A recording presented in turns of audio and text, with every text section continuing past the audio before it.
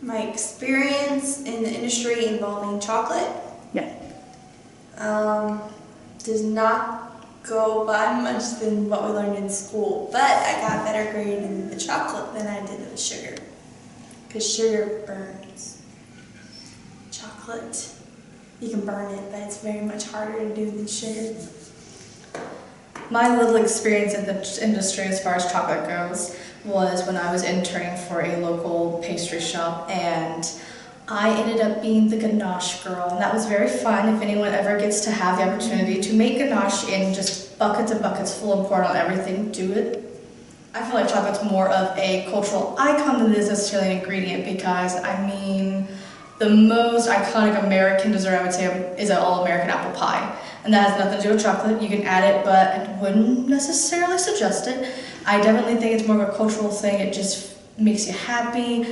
There's so many cultures that have started using chocolate since, I mean, forever and ever ago, whether it was in medicine or drinks, moving into, you know, later times using sugars to make it more of a dessert. And you're using it more and more in just regular cooking.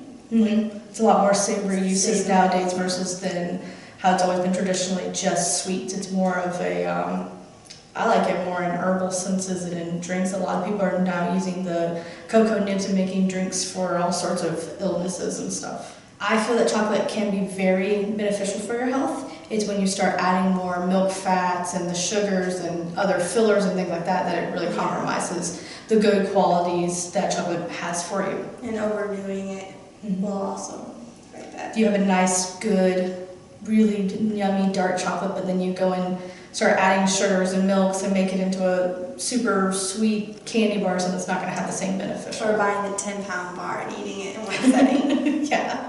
Really cook with a lot of chocolate just because of personal preferences, but the best thing that I've ever made, I just love chocolate chip cookies.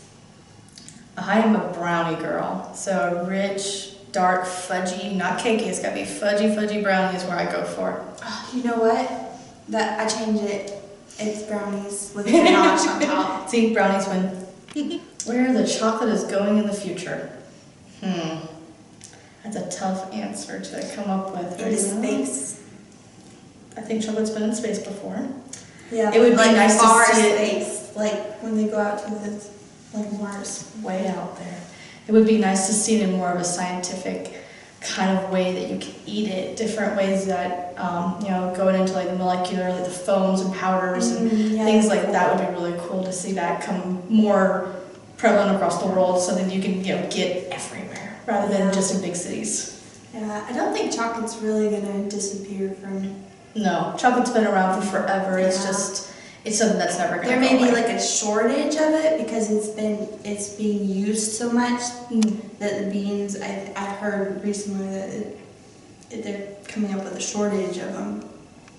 I don't want to hear that, no, because I don't want chocolate to go anywhere.